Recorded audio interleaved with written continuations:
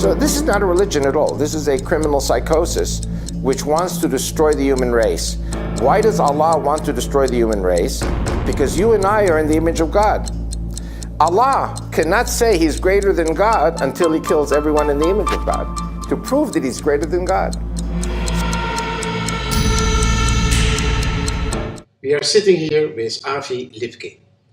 Avi, give me some information about your background. Okay, thank you. I was born in the United States. My grandparents from Russia and Poland. They went to Argentina. My parents were raised in Argentina. They moved to America. I was born in America, speaking Spanish. Then I went to Hebrew school, became a Zionist. I moved to Israel. And my wife is Egyptian, so I speak Arabic and Spanish and English and other languages from college. And I'm a Zionist. I believe in the land of Israel. I believe in God. And I love the Christians and I love the Jews. And of course, I also love the Muslims. But I am not in agreement with the Islamic system. My work is primarily to warn the Christians of the West of the threat of Islam. Okay. And I do this in Europe, in America, Canada. Let's talk about Islam. Yes. Because you have so many topics. Yes. And we are going to concentrate about Islam. Yes. Give me your opinion about that. I have 26 hours of teaching. I speak in churches, Christian churches of all denominations, and usually the central topic, the beginning topic, is the 5 deceptions of Islam. Yes. And this is about 2 hours of teaching. Of course, I will do this in just a few minutes, but what I say is like this. There are 5 primary deceptions in Islam. The first, they say Islam is a religion of love. I show this is wrong. Then they say Islam is a religion of peace, and I say this is wrong. And they say that Allah and God are the same. I say this is wrong. They say they believe in Jesus Christ, and I show this is not true. And of course, the 5th deception is they say the Quran is a holy book.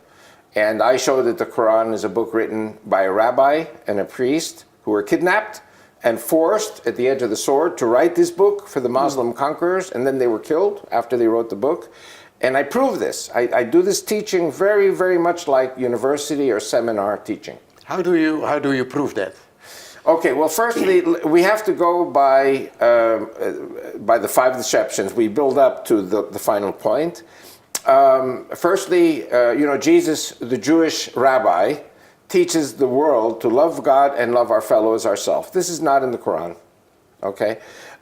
It does say in the Quran to love your fellow as yourself, your Muslim fellow as yourself, but everybody else is the enemy. Okay, now Jesus was talking about all of humanity. So this is the first deception.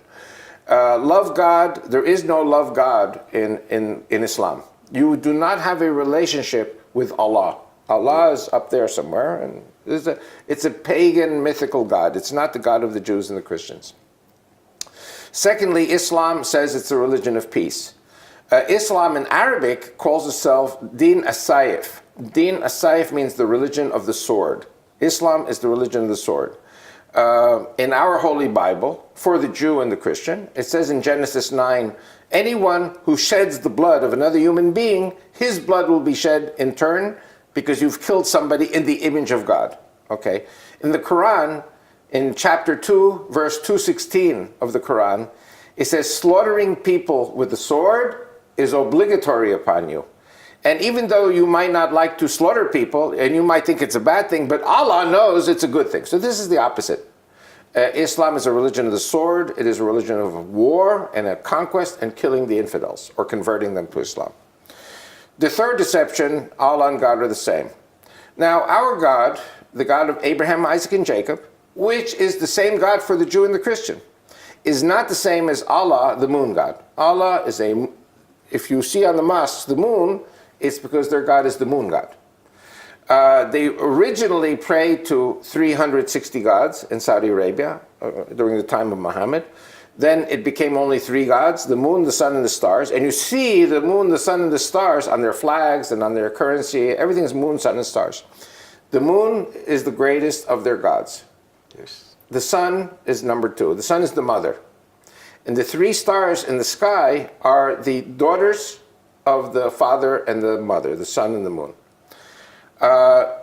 In Deuteronomy 17, which is a book holy to Christians and Jews, it says that if anyone in the gates of Israel, and for me, Holland or Europe is the gates of Israel, Christian country is the gates of Israel, together with Israel, because we believe in the same God and the same Bible. Anyone who prostrates to the moon, the sun, and the stars, and they do abominable things in the eyes of God, take them to the gates of the city and stone them. In other words, Islam has to be, according to the Bible, Islam has to be forbidden by law. So their God is the moon god, the war god, the sword god. Our God is a God of love and a God of peace. And we are against killing in our religion. In Islam, it is a holy thing to kill for Allah. For our God, it's give life, not death. The fourth deception, and of course I'm doing this very short. Okay. The fourth deception is they believe in Jesus Christ. The problem with that Jesus Christ is returning a second time as a Muslim, as an Arabic-speaking warrior. He's going to kill the Antichrist, who is a Jew. I don't know if you know that the Antichrist is a Jew. I don't know. And that the Messiah is a Muslim. Okay. And then after he kills the Antichrist, he goes up to the Temple Mount in Jerusalem. He breaks the crosses of all the churches. He destroys the churches of the Christians. He destroys the synagogues of the Jews. And then all the Jews and Christians who do not convert to Islam will have their throats slit by Jesus Christ, the Muslim. So it's not exactly the Jesus of Nazareth that we know and love. No. Okay. But how do you come on the Antichrist? Oh, it's in the Hadith. Hadith is a teaching in Islam. You have the Quran and then you have the Hadith. Hadith is a collection of traditions related to Muhammad, but are not in the Quran, but they're very holy. So for every Muslim, they have to kill every Jew.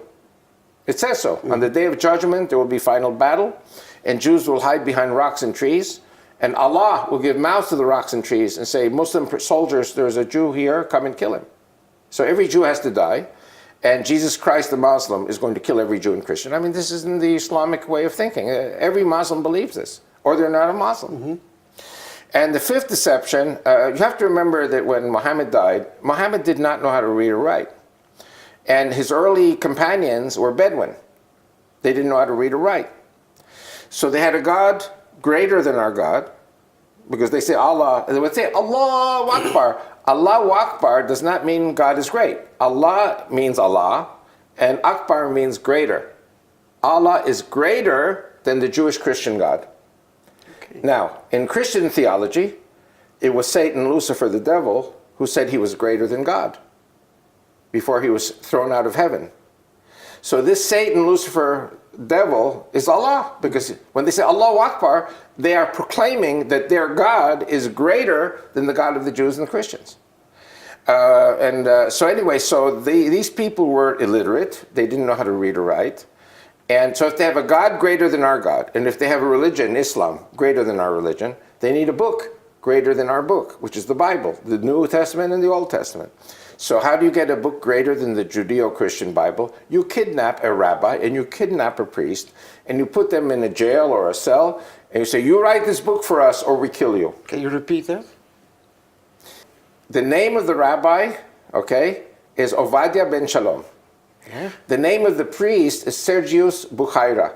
These names are known in the Arab world. These were supposedly confidants of Muhammad and his followers. And they were forced. I received this testimony orally, but I have a book from 1912 written by a Catholic Jesuit priest from India by the name of Menezes. And Menezes gives the same names, and he says the Quran was written by a rabbi and a priest. Then after they wrote the book, they were executed, because in Islam, it is a virtue to lie. One of the names of Allah in Arabic is Al-Makr. M-A-C-K-E-R. Al-Makr means Allah is the greatest of all the liars and deceivers. Because in Islam, it is a virtue to lie. Lying and deception is part of the art of war. Yes. And so for us, Jews and Christians, telling the truth is the virtue. For the Muslims, it's lying and deceiving. This is the virtue of Islam. And because Allah is the greatest of all the liars. Now, if you ask any Christian, they'll tell you Satan is the greatest of all the liars and deceivers. So you see, the Islamic way is to praise Satan and to say, Allahu Akbar, Allah is greater. So Allah is Satan. And if you have a God called Allah who wants to kill every Jew on Saturday and kill every Christian on Sunday, I think that's Satan. That is not God. And the difference between Satan, Allah, and Hitler is that Hitler wanted to kill only the Jews.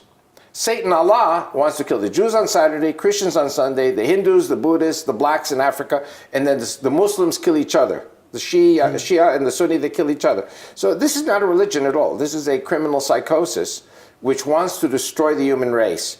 Why does Allah want to destroy the human race? Because you and I are in the image of God. Allah cannot say he's greater than God until he kills everyone in the image of God, to prove that he's greater than God. So Islam is the ultimate system for the destruction of the human race. And this is what I share in the churches. Okay. And you told me something about the black stone in Mecca. The black stone. Yeah. Yes. What's wrong with that? Okay, now the Kaaba is the holiest place I would say for most Muslims. ISIS has said that they are going to blow up the Kaaba because ISIS claims, with some degree of truth, this was a horrible place in the time of the Bible. And you have, for example, I don't know if you remember, in the Bible, you have the story in the book of Numbers. And you have an Israelite prince and a Midianite princess, and they are having sex. And Phinehas, who is the grandson of Aaron, he comes with a skewer and he kills them in the middle of the sexual act, because the religion in those times was sex. Sex, killing your first child on the altar of Molech, and homosexuality, and sleeping with animals, all these different things, which, by the way, are very popular in Europe today. And in America. I know. And so when there was a plague, and 24,000 Israelites died of the plague, and so when Pinchas killed the Israelite prince and the Midianite princess, the plague stopped. And but this was really what was happening in the Black Stone. There are traditions, for example, that women who were bleeding, you might want to edit this out, but I'm just telling you what I have. Women who are bleeding in their period, they take their blood and they put it on the rock. It's disgusting. I mean, but that rock represented sex, prostitution, fornication.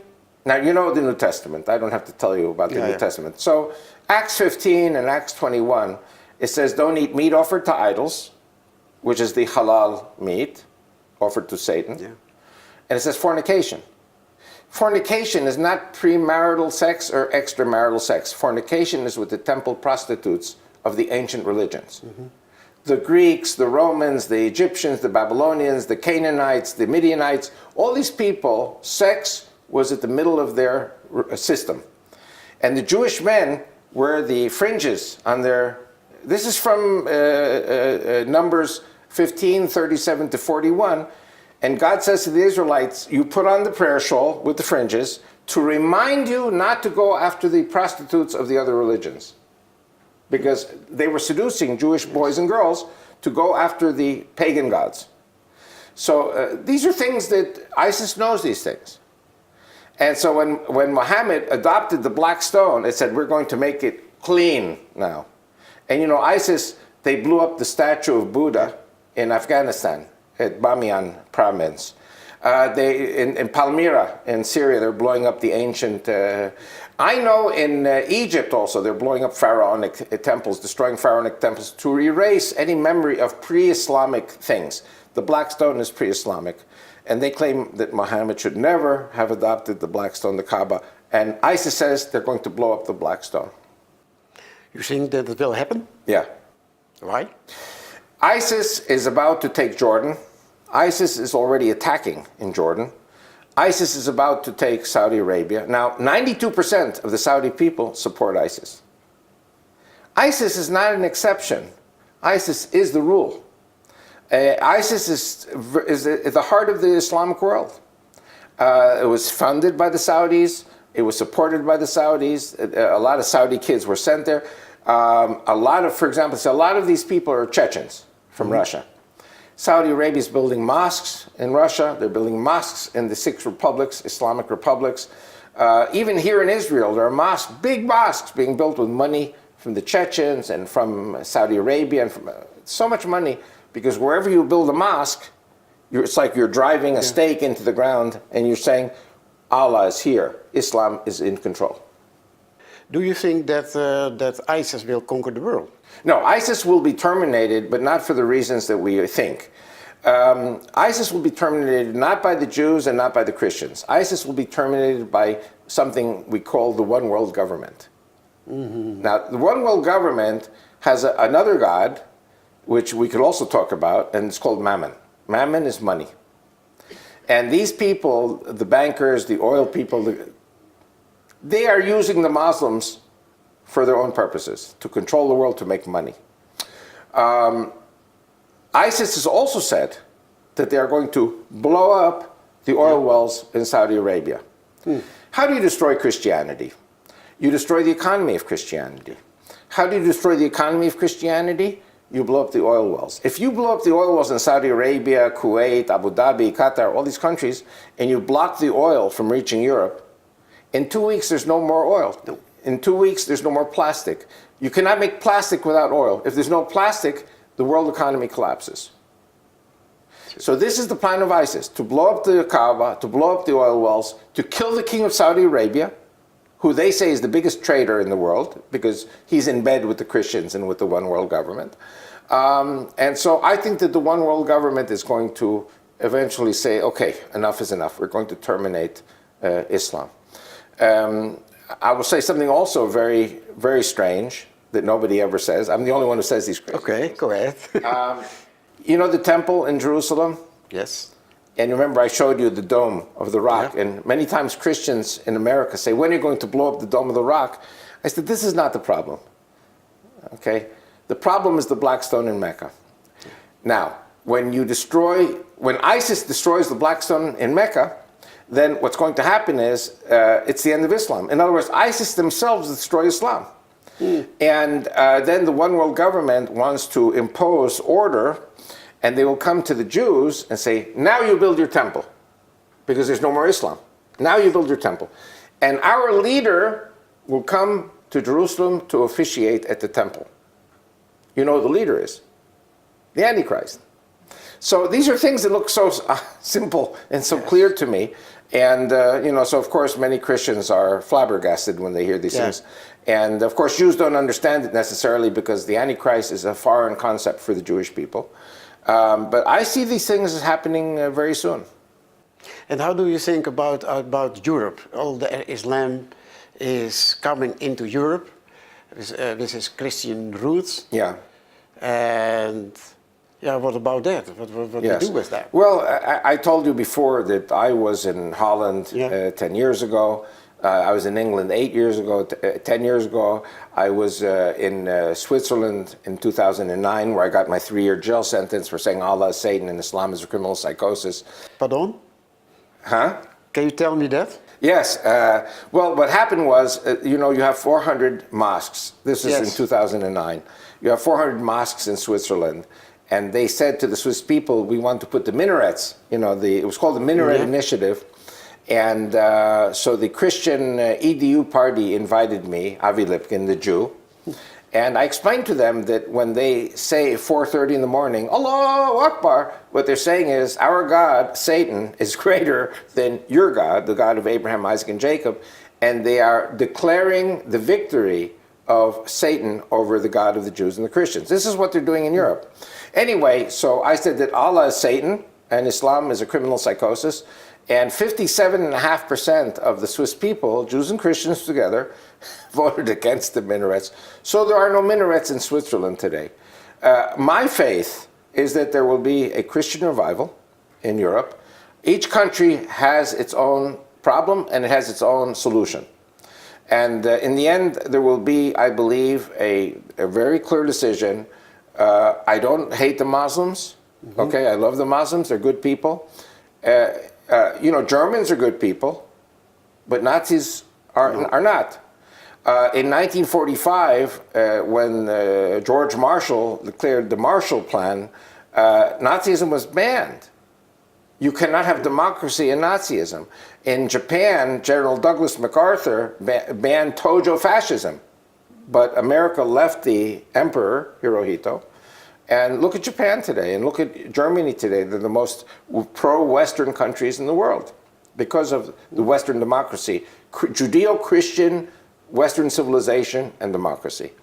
So regarding the Muslims, I'm saying when you destroy the Black Stone and you destroy Allah, and you send them to the pits of hell for 1,000 years, then the Muslims can start living. They can start having a good life. And then they can become Europeans. Then it's not like a cancer that is saying we're going to overthrow Christianity. We're going to take over Europe. We're going to impose our will. And we're going to do to the women what we want to do to the women.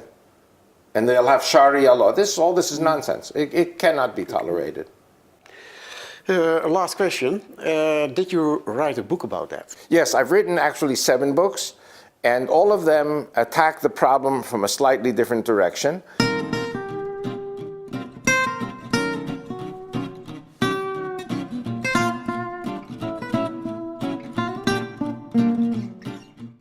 Some of the first 3 books talk primarily about terrorism and world politics. My 4th book talks about the Judeo-Christian Bible Bloc Party that I'm forming here in Israel. I'm running for the Knesset, for our parliament, at the head of a Bible Bloc Party of Jews and Christians. And my 5th book is about the book of Genesis, and it proves that Allah, Satan, is in the book of Genesis, and that Islam is in the book of Genesis through Ishmael and Esau. My 6th book talks about Mecca and the exodus of the Israelites from Egypt 3,500 years ago, that we were in Saudi Arabia. Jethro was the high priest of Midian, which means he was the high priest of Medina, the city of Medina. And I prove this in my book. And then my 7th book is about the war now with Syria and Iraq, the Shiites, the Sunnis, the Russians, the Ukrainians, all the different complexities of the present situations. I've written 7 books. I have many CDs, many DVDs, and I have my website, and I'm in Google, and I'm on Facebook. I have 47 free Facebook teachings. People can find me easily in the internet. May I thank you? Pleasure.